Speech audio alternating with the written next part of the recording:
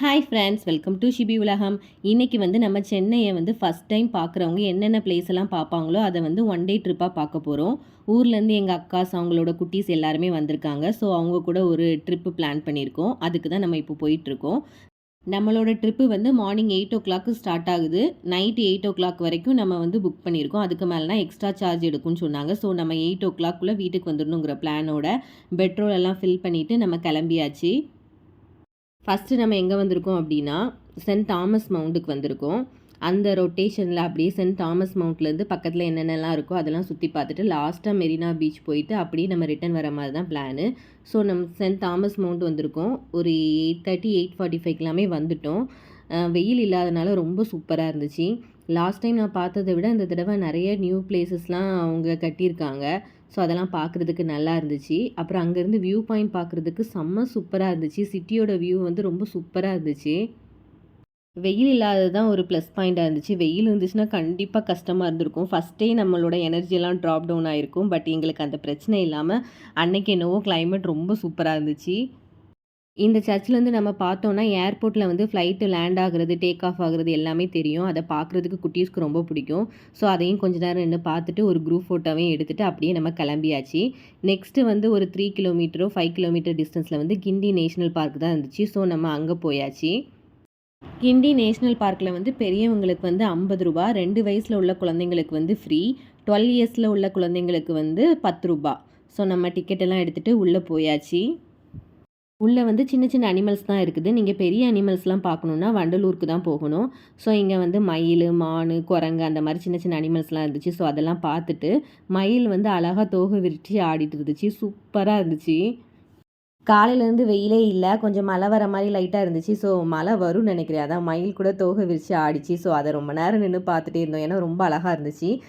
Last time நான் வரும்போது I love கிண்டி அப்படிங்கிற அந்த லோகோ வந்து இல்லை. இந்த தடவை அது இருந்ததுனால அது பக்கத்துலேயும் உட்காந்து சில பல ஃபோட்டோஸ் எல்லாம் எடுத்துகிட்டு அப்புறம் அங்கே கொஞ்சம் பார்க் இருந்துச்சு. அதில் குட்டீஸை கொஞ்சம் நேரம் விளையாட விட்டுட்டு நம்ம வந்து நெக்ஸ்ட்டு போகணும்ல. ஸோ அதுக்காக நம்ம கிளம்பியாச்சு.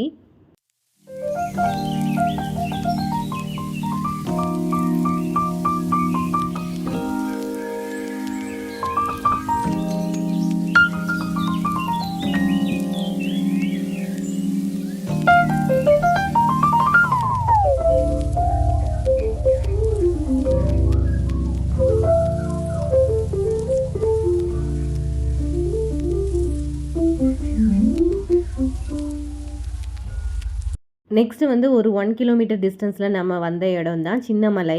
நம்ம பெரிய மலையை காலையிலே பார்த்தாச்சு. அதுக்கப்புறமா நம்ம இப்போ சின்ன மலைக்கு வந்திருக்கோம். இங்கே தான் இயேசுவின் சீடர்களான ஒருவரான புனித தோமா வந்து தங்கியிருந்தாங்க. ஒரு குகை மாதிரி இருக்கும், அந்த இடத்துல தான் தங்கியிருந்தாங்க. அதை நான் உங்களுக்கு காமிக்கிறேன். இந்த சர்ச்சில் தான் அது இருக்குது.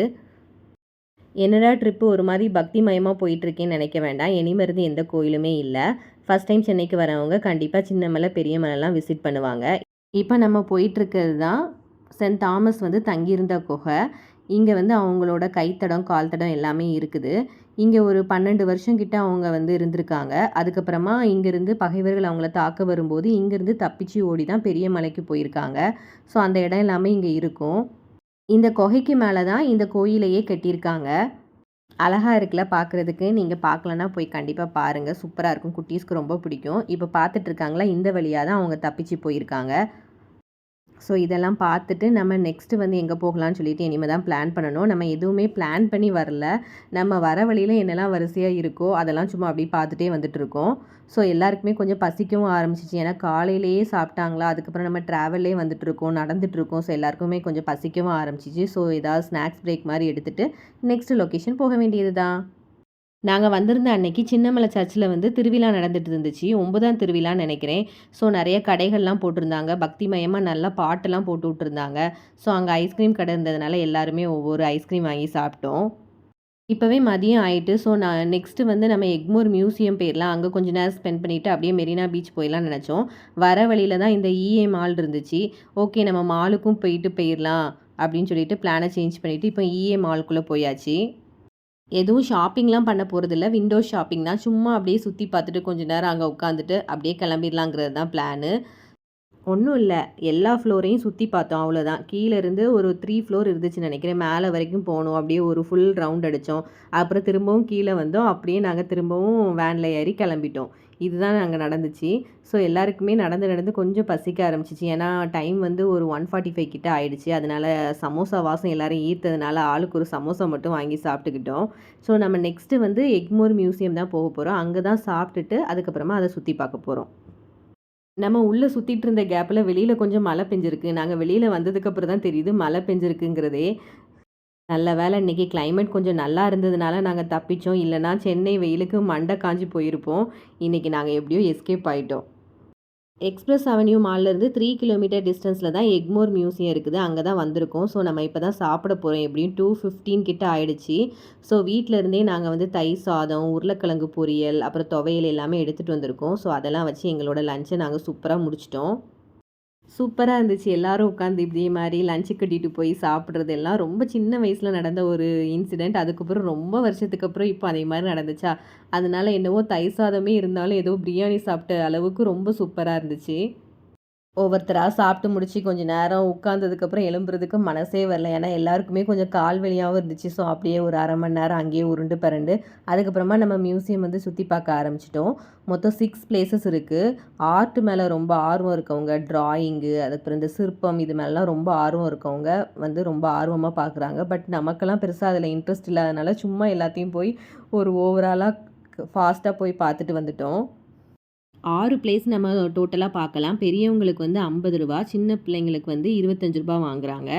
ஸோ 6 பிளேஸும் 6 பில்டிங்கில இருக்கும். எல்லாமே ஆர்ட் ரிலேட்டடாவும், சயின்ஸ் ரிலேட்டடா, சோசியல் ரிலேட்டடா அந்த மாரியே இருந்துச்சு. ஒன் டைம் பார்க்கலாம். ஆனா நெக்ஸ்ட்டு திரும்ப திரும்ப போய் பார்க்குற அளவுக்கு எனக்கெல்லாம் பெருசா அதில இன்ட்ரெஸ்ட் இல்ல. சிலவங்களுக்கு இன்ட்ரெஸ்ட் இருக்கும். அவங்க நல்லா ஆர்வமா பார்ப்பாங்க. குட்டீஸ்க்கு வந்து ஒன் டைமாவது கூட்டிட்டு போய் காமியுங்க. அவங்களுக்கு பிடிக்கும் கண்டிப்பா. ஸோ நெக்ஸ்ட்டு வந்து நம்ம எங்க போறோம்னா, மெரினா பீச்சுக்கு தான் போறோம். ஒரு 5:00லாம் நாங்க மெரினா பீச்சுக்கு வந்துட்டோம். ஓகே நம்மளோட முன்னோர்கள் அங்க இருக்காங்களே, அவங்களலாம் ஃபர்ஸ்ட்டு போய் ஒரு விசிட் அடிச்சிடலாம். அதுக்கப்புறமா பீச்சுக்கு போகலான்னு சொல்லிட்டு போறோம்.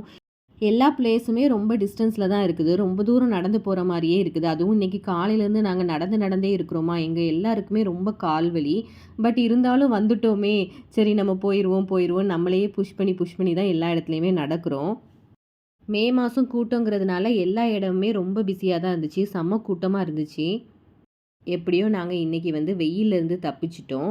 ஸோ எங்க எல்லாருக்குமே இது ஈவினிங் டைம் ஆனதுனால ஒரு டீ பிரேக் எடுத்துக்க போறோம். டீ குடிச்சிட்டு நெக்ஸ்ட் வந்து நாங்க மெரினா பீச்சுக்கு போக போறோம். அங்க கொஞ்ச நேரம் கால் நனச்சிட்டு குட்டீஸ் எல்லாம் விளையாட விட்டுட்டு, அப்புறமா நம்ம ரிட்டர்ன் வீட்டுக்கு தான் போக போறோம். 8:00லாம் நம்ம வீட்டுக்கு போய் சேர்ந்துடணும்னு நினச்சோம். பட் நாங்க 8:00 ஒரு 6:30, 6:45க்கு தான் நாங்க மெரினா பீச்லேருந்தே கிளம்புனோம். ஒரு 8:00 வீட்டுக்கு போயிடலாம்னு நினச்சோம். ஆனா மெரினா பீச்லேருந்து நாங்க வெளியில வரதுக்கே எங்களுக்கு ஒரு 1/2 அன் ஹவருக்கு மேல ஆயிட்டு. அந்த அளவுக்கு டிராஃபிக் இருந்துச்சு. ஸோ நம்ம வீட்டுக்கு வந்து ஒரு 9:30க்கு தான் ரீச் ஆனோம். எக்ஸ்ட்ரா காசு கேட்பாங்கன்னு நினச்சோம். இல்ல எதுவுமே கேட்கல. ஸோ நம்மளோட ட்ரிப்பு வந்து இனிதே முடிஞ்சிச்சு. வெயில் இல்லாதனால நாங்க இன்னைக்கு எஸ்கேப் ஆயிட்டோம். மத்தபடி எல்லாருக்கும் கொஞ்சம் கால் வலி தான். மத்தபடி சூப்பரா முடிஞ்சிச்சு.